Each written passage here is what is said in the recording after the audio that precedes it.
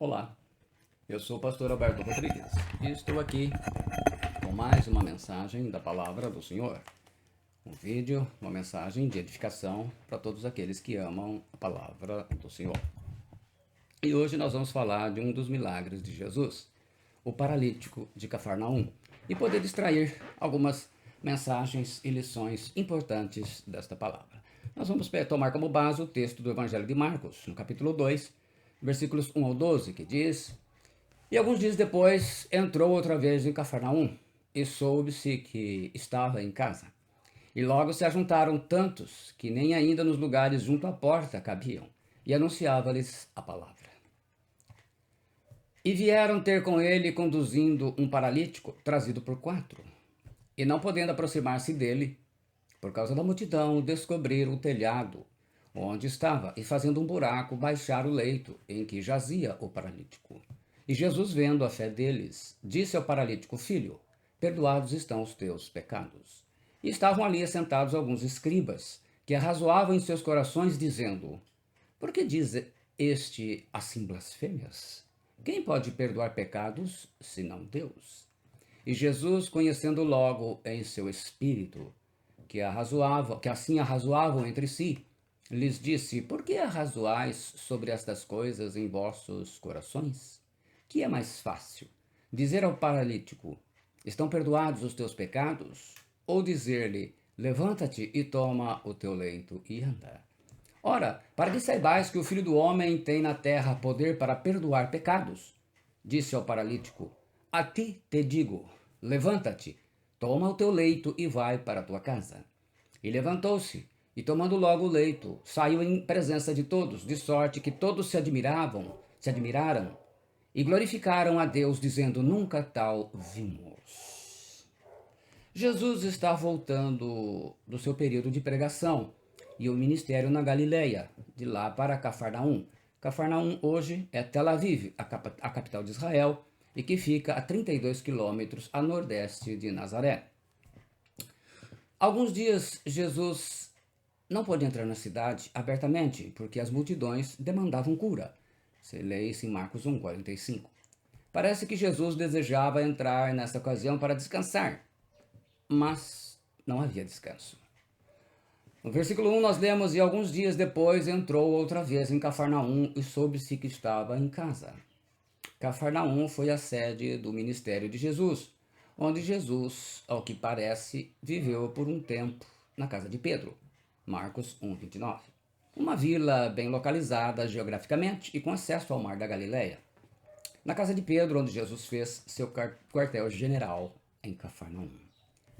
Uma multidão de pessoas estava ouvindo os ensinamentos de Jesus, em um número absurdo. Que privilégio! O Filho de Deus estava ali e aquelas pessoas podiam ouvir sua voz e aprender com ele. Versículo 2 nós lemos: E logo se ajuntaram tantos que nem ainda nos lugares junto à porta cabiam, e anunciava-lhes a palavra. Jesus não pregava a teologia de prosperidade, oba-oba, ou coisa parecida, essas coisas que viraram espetáculos na igreja moderna. Jesus pregava a palavra de Deus, as boas novas do evangelho do reino de Deus, de que a salvação é apenas pela graça, por meio tão somente da fé para o perdão dos pecados. Versículo 3 nós lemos: E vieram ter com ele conduzindo um paralítico trazido por 4. Uma vez que o homem estava deitado numa cama, conclui-se que a paralisia era severa. Provavelmente ele era um tetraplégico, né? Uma paralisia que atinge os 4 membros. 4 homens que de alguma forma amavam esse paralítico. Que dedicação, que esforço. Amigos, parentes, de uma maneira geral, eram pessoas que o amavam. Eles fizeram aquilo que nós temos que fazer. Eles não foram buscar Jesus, mas levaram o paralítico até onde Jesus estava. Versículo 4 nós lemos: E não podendo aproximar-se dele, por causa da multidão, descobriram o telhado onde estava, e fazendo um buraco, baixaram o leito em que jazia o paralítico. Isso foi possível porque o telhado das casas da época ele era achatado e feito com barro misturado com gravetos, suportado por vigas transversais de madeira. A maioria das casas em Israel tinha telhados planos, usados para relaxamento nas horas mais frescas do dia ou para dormir nas noites quentes. Normalmente havia uma escada externa que levava ao telhado. Era comum, como aqui, que o telhado fosse feito de placas de barro. Aqui que eu digo nesse texto, né? fosse feito de placas de barro ou seco, que eram colocadas sobre vigas de suporte que iam de parede a parede. O construtor, então, ele espalhava uma camada de palha seca, fresca, melhor dizendo, e úmida sobre as placas de barro, um barro endurecido para servir de barreira contra a água da chuva, muito bem pensado. As casas antigas também tinham portas embutidas para entrar na casa pelo telhado, bem como escadas do lado de fora. Parece que a porta dessa casa era muito pequena, então os 4 amigos a aumentaram, retirando uma parte do telhado pelas escadas. Os amigos do paralítico o levaram ao topo dessa casa e retiraram a cobertura mais externa de palha, removendo várias placas até que fosse aberto espaço suficiente para baixá-lo até a presença de Jesus. A palavra que ele fala é leito, cama, é uma maca, né? Não é a mesma palavra que Marcos vai usar em 4:21. No versículo 19, em Lucas 5,19, ele acrescenta: E não achando por onde o pudessem levar, por causa da multidão, subiram ao telhado por entre as telhas, ou ladrilhos. O baixaram com a cama até o meio, diante de Jesus. É interessante que os 4 amigos eles não se intimidaram com os obstáculos que haviam para chegar até Jesus. Foram resolvendo um a um, de forma simples e natural. Como não dava para chegar até Jesus, porque a multidão era grande demais, os lugares VIPs, vamos dizer assim, já estavam ocupados, né? Os camarotes ali já estavam ocupados. Decidiram ir pelo telhado e abrir um espaço para deitarem o paralítico bem em frente de onde Jesus estava. Eles interromperam a pregação de Jesus, não se incomodaram nem com isso. Isso sim são amigos de verdade. O Joque precisaria ter amigos assim, né? Capazes de fazer qualquer esforço para trazer um amigo necessitado diante daquele que pode resolver o seu problema. No versículo 5 nós lemos: E Jesus, vendo a fé deles, disse ao paralítico: Filho, perdoados estão os teus pecados. Jesus então ele observou com cuidado, como ele era muito bom observador, dos 4, né, o cuidado dos 4 em abrir o telhado para colocar o paralítico bem na frente dele. Quer dizer, a coisa foi bem projetada para que ele já saísse ali na frente de Jesus, para não ter erro, não lá no fundo, na frente de Jesus. Com certeza, na fé deles, eles diziam: basta colocá-lo na frente de Jesus e o problema será resolvido, imagino eu. Primeiramente, Jesus cuida da alma. Ele confere a salvação. A alma estava curada e salva. Jesus viu a fé dos 5, já que o paralítico não foi levado à força, mas por vontade própria. Foi a fé coletiva dos 5 que Jesus reconheceu, vendo-lhes a fé, não é? Vendo a fé deles, coisa maravilhosa, né? É uma coisa interessante. Foi a fé coletiva dos 5 que Jesus reconheceu. E estavam ali assentados alguns, versículos 6 e 7. E estavam ali assentados alguns dos escribas que arrazoavam em seus corações, dizendo: Por que diz este assim blasfêmias? Quem pode perdoar pecados, senão Deus? Os escribas presentes na casa chegaram imediatamente à mesma conclusão, de que seria correta se Jesus fosse um homem comum, né? Um mero pecador mortal. Seria correto, porque realmente, quem pode perdoar pecados senão Deus, né? Só que eles não aceitaram Jesus como Filho de Deus. Nenhum homem, seja pastor, apóstolo, padre ou papa, pode perdoar pecados, mas Jesus é o Deus que se tornou homem e somente Jesus pode perdoar pecados. O versículo 8 diz: Jesus, conhecendo logo em seu espírito que assim arrazoava entre si, lhes disse: Por que arrazoais sobre estas coisas em vossos corações? Jesus tinha os dons do conhecimento, discernimento de espíritos, significando que tinha poder para ler as mentes dos homens que ele criou. Esse poder de Jesus vinha através do Espírito Santo e não pela sua natureza divina, que ele teve que abdicar para se tornar homem, senão ele não seria homem, seria Deus mesmo, né? Então agora ele dependia do Espírito Santo. Versículo 9 diz: Qual é mais fácil? Dizer ao paralítico: Estão perdoados os teus pecados? Ou dizer-lhe: Levanta-te e toma o teu leito e anda? Superficialmente, é claro que o mais fácil é dizer: Os teus pecados estão perdoados, pois isto é algo invisível e impossível de refutar. Mas dizer: Levanta-te, toma o teu leito e anda, é muito mais difícil, pois, se o homem não levantar, a pessoa que disse essas palavras provará que não tem autoridade para curar e não passa de um charlatão.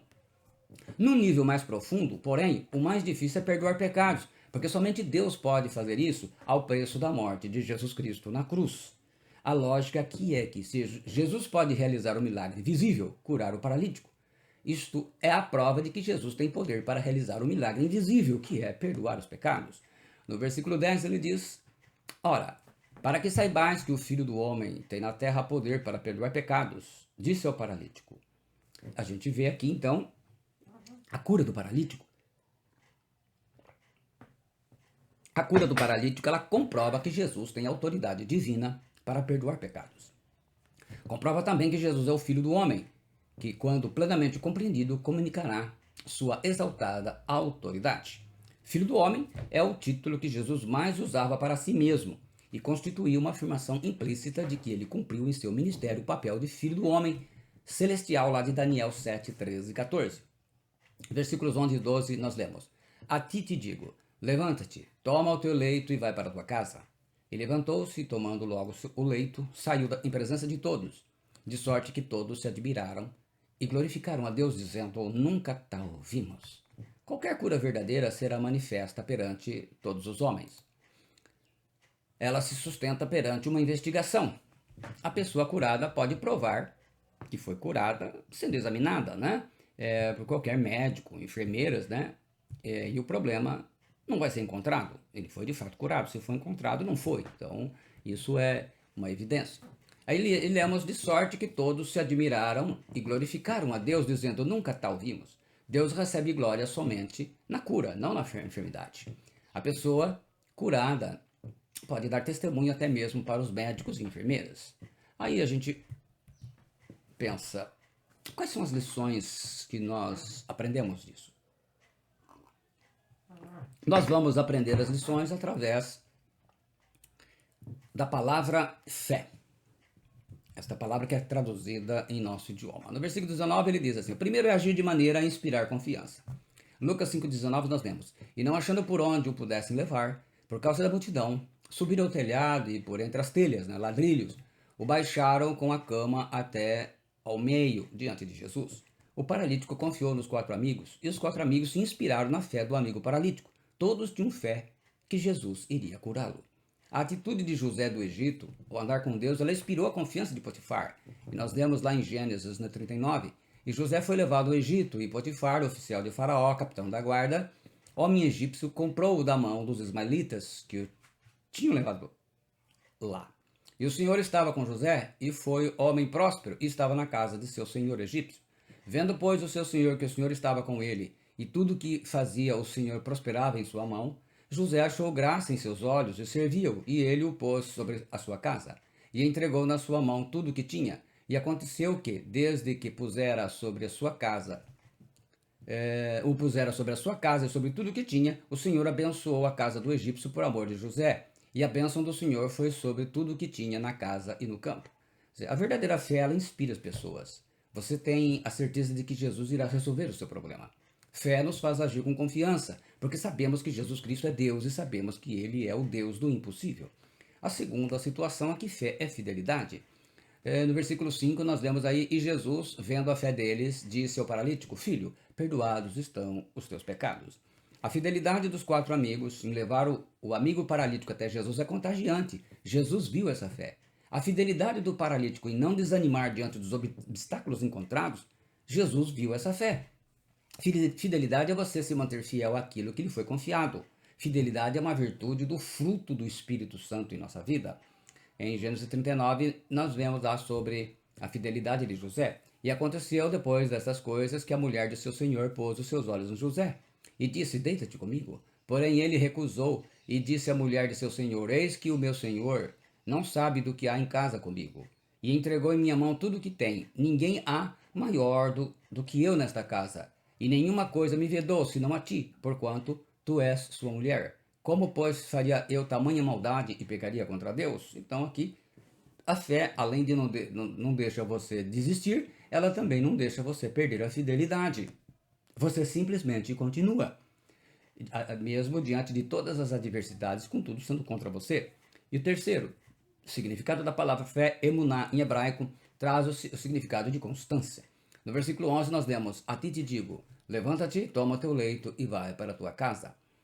Nada parou os 4 amigos, nenhum obstáculo os fez desanimar. A multidão impedia de chegar até Jesus, subiram pelas escadas, mas havia o telhado. Subiram no telhado e fizeram um buraco nele, tirando as telhas necessárias para poderem fazer seu amigo estar na presença de Jesus.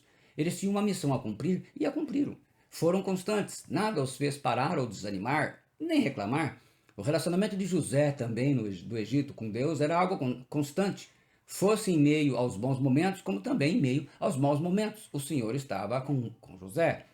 Lemos em Gênesis 39, 2, 4. E o Senhor estava com José e foi homem próspero, e estava na casa de seu senhor egípcios. Vendo, pois, o seu senhor que o Senhor estava com ele, e tudo o que fazia, o Senhor prosperava em sua mão, José achou graça em seus olhos, e servia-o. E ele o pôs sobre a sua casa e entregou na sua mão tudo o que tinha. Paulo fala em 1 Coríntios 15, 58. Portanto, meus amados irmãos, permanecei firmes, e que absolutamente nada vos abale.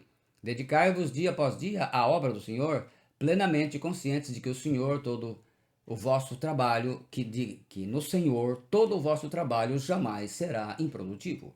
Com esse exemplo da vida de José e do paralítico de Cafarnaum e os seus 4 amigos, podemos entender melhor Hebreus 11, 6a, que diz: sem fé é impossível agradar a Deus. É realmente impossível agradar a Deus quando não somos fiéis a Ele e àquilo que nos comprometemos a fazer. Quando não somos constantes nas coisas que Ele nos chamou para fazer e quando nossas atitudes não inspiram confiança nas pessoas, porque vem infidelidade. Abacuque 2,4 diz: eis que a sua alma está orgulhosa, não é reta nele, mas o justo pela sua fé viverá. A palavra fé, aqui em hebraico, é emuná, né, traduzida como fé. Na verdade, essa palavra significa firmeza, constância, fidelidade. A melhor palavra que a traduz no nosso idioma é confiança. Então, o justo viver pela sua fé é ser constante no que crê, fiel em quem ele crê e ter uma atitude inspiradora a fim de vivenciar o que Deus tem para a sua vida.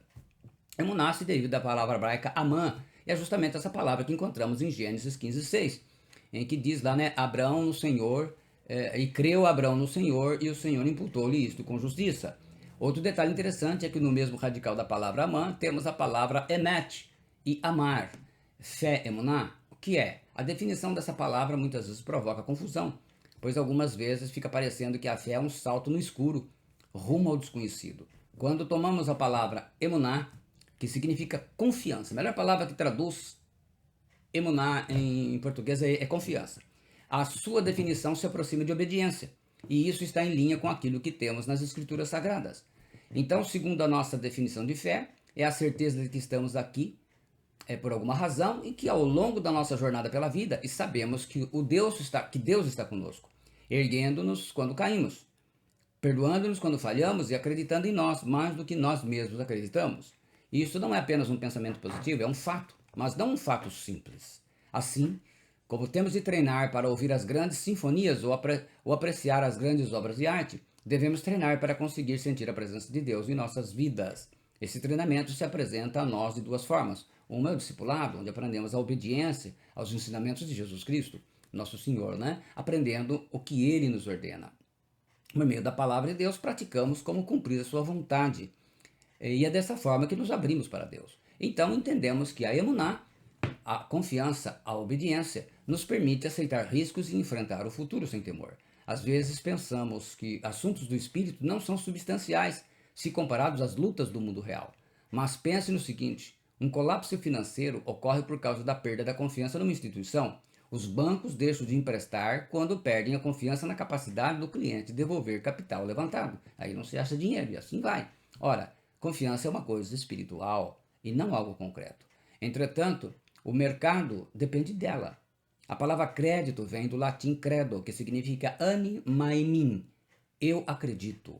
Após uma grande crise ocorrida no passado, Franklin Roosevelt, ele pronunciou uma frase famosa: a única coisa que devemos recear é o próprio medo. Emuná, a fé é a confiança, ela derrota o medo e nos dá recursos para sobrevivermos às perdas e para recomeçar. Não pense que confiança é algo insignificante. Absolutamente não é. Seja o que você venha a fazer no próximo ano, pratique sua confiança em Deus e renove diariamente pela palavra de Deus. O povo judeu ele manteve viva a sua confiança, e a confiança manteve o povo judeu vivo mesmo quando estavam desterrados e não tinham pátria, e que retornou agora depois de mais de 1900 anos. Há uma passagem bíblica de grande ajuda. É a famosa e enigmática história em Gênesis 32, segundo a qual, durante a noite, Jacó lutava com um adversário desconhecido. Jacó foi deixado só e um homem lutou com ele até o raiar do dia. Foi esta passagem que deu ao povo judeu seu nome Israel, significando aquele que luta com Deus e com o homem e prevalece. A frase-chave é a seguinte: quando Jacó diz ao estranho, não te deixarei partir até que me abençoes, dentro de cada crise que você vive existe a possibilidade de uma bênção. Acontecimentos extremamente dolorosos são aqueles que mais nos fazem crescer, mas isso perceberemos somente no retrospecto. Uma crise nos força a tomar decisões difíceis, porém necessárias. Ela nos faz perguntar quem sou e o que é realmente importante para mim nesse momento. Uma crise nos faz mergulhar na superfície, da superfície até as profundezas, onde descobrimos forças que não sabíamos possuir, uma clareza de propósito que nos faltava até então. Então você deve dizer a cada crise: não te deixarei partir até que me abençoes. A luta não é fácil. Embora Jacó não tivesse sido derrotado, ele ficou manco. Batalhas deixam cicatrizes. Mas o Deus eterno está mesmo conosco quando ele parece estar contra nós. Porque se nos recusamos a deixá-lo, ele se recusa a nos deixar, nos dando forças para sobreviver e emergir da luta mais fortes, mais sábios e, o mais importante, mais abençoados. Mas lembre-se de que as lutas, quando chegam até nós, elas vêm com o propósito de sermos aperfeiçoados. Somos trabalhados em nosso ego, nosso caráter e principalmente em nossa comunhão e confiança com Deus. É nesse momento que podemos ver quem ama Deus e confia nele e quem não ama e não confia em Deus. Podemos distinguir nesse momento pessoas que ficam desesperadas e buscam a solução do seu problema a qualquer custo, de qualquer jeito.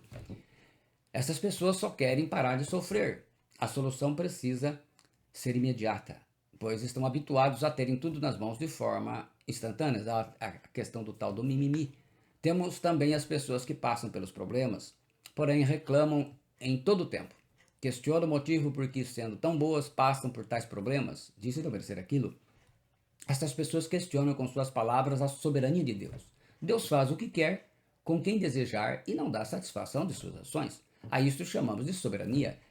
E quem é o ser humano que pode para contestar de alguma forma o Criador? O profeta Isaías nos mostra esta realidade através das palavras. Ai daquele que contende com seu Criador, o caco entre outros cacos de barro, porventura dirá o barro a que o formou, que fazes? Ou a tua obra não tens mãos? Uma terceira categoria de pessoas é aquela que sabe que está sendo provada por Deus e que confia que aquele que permitiu que a provação viesse, dará também o escape. A isso chamamos de confiança. Emanar é justamente confirmar aquilo que está escrito, ou seja, obedecer, independentemente da hora, do local ou da circunstância.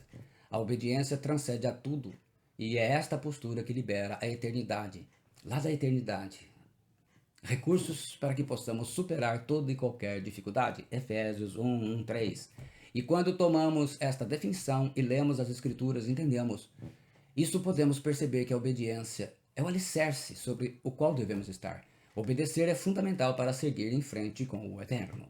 Finalizando esta parte, a gente fica com os olhos em Hebreus 11:38-40, que ele fala assim, versículos 1-3, primeiramente. Ora, a fé é a certeza de coisas que se esperam, a convicção de fatos que não se veem. Pois, pela fé, os antigos obtiveram bom testemunho. Pela fé entendemos que foi o universo formado pela palavra de Deus, de maneira que o visível veio a existir das coisas que não aparecem. Versículos 38-40 ele diz: homens dos quais o mundo não era digno, errantes pelos desertos, pelos montes, pelas covas, pelos antros da terra. Ora, todos esses que obtiveram bom testemunho por sua fé, não obtiveram, contudo, a concretização da promessa, por haver Deus provido coisa superior a nosso respeito, para que eles, sem nós, não fossem aperfeiçoados. Então está tudo reservado. Vivemos em tempos cada vez mais difíceis, é verdade. E a diferença será a fé em Deus. Um dos 6 princípios de Hebreus 6. Vocês lembram do Hebreus 6? Já estudaram, já aprenderam? A base na vida de todo cristão? A base, arrependimento de obras mortas, fé em Deus, doutrina de batismos, imposição das mãos, a ressurreição eterna e o juízo eterno. Então veja bem, tudo nós temos que estar atentos para nós podermos estar atentos à palavra do Senhor. Então deixa eu repetir aqui que Arrependimento de obras mortas, fé em Deus, doutrina de batismos, a imposição das mãos, a ressurreição dos mortos e o juízo eterno. Com essas coisas acontecendo rápido no Brasil, levando o país numa direção contrária a Cristo, já imaginou se amanhã você fosse colocado à prova? Ou você renega o nome de Jesus Cristo ou morre? O que você faria? Viveria e negaria Cristo? Ou preferiria morrer? Como os nossos irmãos estão acontecendo na África, na Coreia do Norte, na China, em vários países aqui da América Latina, de governo de ditadura de esquerda. Ou você renega o nome de Jesus Cristo ou matamos o seu filho ou o seu neto? O que você faria? Você tem certeza da sua salvação a ponto de morrer, se preciso for, por causa do nome de Jesus Cristo? Você tem certeza de que está salvo hoje? Ou, de repente, se você fosse diagnosticado como tendo somente 30 dias de vida, o que você faria? Entraria em pânico e desespero? Faria campanhas de oração e jejum, aí tudo aquilo que não quis fazer? Ou começaria a fazer um monte de pecado, já que vai aproveitar? Se revoltaria contra Deus? Ou a sua fé te levaria a dizer, como o apóstolo Paulo, Filipenses 1, 21, 24, porquanto para mim o viver é Cristo, e morrer é lucro. Entretanto, se o viver na carne traz fruto para o meu trabalho, já não sei o que hei de escolher. Ora, de um e de outro lado estou constrangido, tendo o desejo de partir e estar com Cristo, o que é incomparavelmente melhor. Mas, por vossa causa, é mais necessário permanecer na carne, quer dizer, continuar vivo. Você precisa entender que não é coisa sem importância o motivo pelo qual a Bíblia nos afirma, Hebreus 10, 38, mas o justo viverá pela fé, e se ele recuar, a minha alma não tem prazer nele. Que o justo viverá pela fé aparece 4 vezes nas Escrituras. Em Abacuque 2,4, que nós já citamos, Romanos 1,17, Gálatas 3,11 e agora Hebreus 10, 38, que eu citei. O justo que vive pela fé, ele tem que ter 7 certezas do Evangelho em mente e no coração. Vocês lembram quais são? Já aprenderam? Então vamos lá. Certeza da salvação, certeza do perdão de Deus, certeza da vida eterna, certeza da vitória, certeza da direção de Deus, certeza do amor de Deus e certeza de fazer parte do arrebatamento da igreja. Você tem certeza da sua salvação? A certeza da salvação, ela vem do ensino correto da palavra de Deus. Em Romanos 10, 9 nós aprendemos, se com a tua boca confessares Jesus como Senhor e em teu coração creres que Deus o ressuscitou dentre os mortos, serás salvo. A salvação, 2. A certeza da salvação vem ao nascer de novo. Em Romanos 8, 14 e 15 nós vemos, porque todos os que são guiados pelo Espírito de Deus, esses são filhos de Deus. Porque não recebestes o espírito de escravidão, para outra vez estardes em temor, mas recebestes o espírito de adoção de filhos, pelo qual clamamos, Abba, Pai. E terceiro, a certeza da salvação vem pela fé e não por obras.